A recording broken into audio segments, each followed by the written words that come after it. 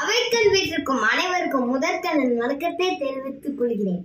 இரு வரிகளில் வாழும் முறை சொல்லும் நெறிகொண்ட வரமாம் திருக்குறளில் இந்த சில குறள்கள் உங்கள்.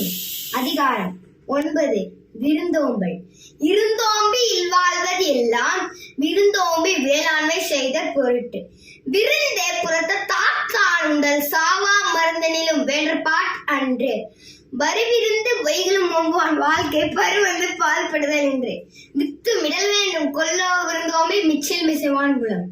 அகனம் வந்து செய்யாளுரை முகனம் வந்து நல்விருந்து ஓம்பானி. செல் விருந்தோம்பி வருவிருந்து பாத்திருப்பான் நல் விருந்துவான தவற்கு. இணைத்துணைத்து என்பதொன்று இல்லை விருந்தீர் துணை துணை வேள்வி பயன். பரிந்தோம்பி பற்றற்ற என்பர் விருந்தோம்பி வேள்வி தலைப்படாதார். உடமையுள் இன்மை விருந்தோம்பல் ஓம்பா மடமை மடவார்கண் உண்டு.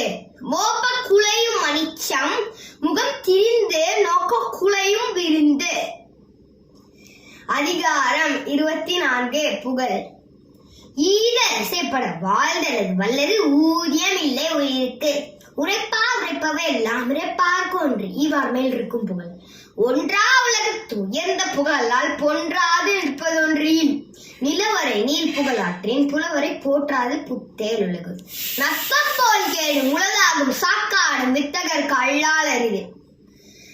தோன்றின் புகழோடு தோன்றுக அஃதிலா தோன்றலின் தோன்றாமை நன்று. புகழ்பட வாழாதார் தம் நோவர் தம்மை இகழ்வாரை நோவதியவன். வசையென்ப வையத்தாருக்கெல்லாம் இசை என்னும் எச்சம் பெறா ஆவினேன். வசையில்லா வன்பயன் குன்றும் இசையில்லா யாக்கை பொறுத்த நிலம். வசை ஒளிய வாழ்வாரே வாழ்வார் இசை ஒளிய வாழ்வாரே வாழாதவர்.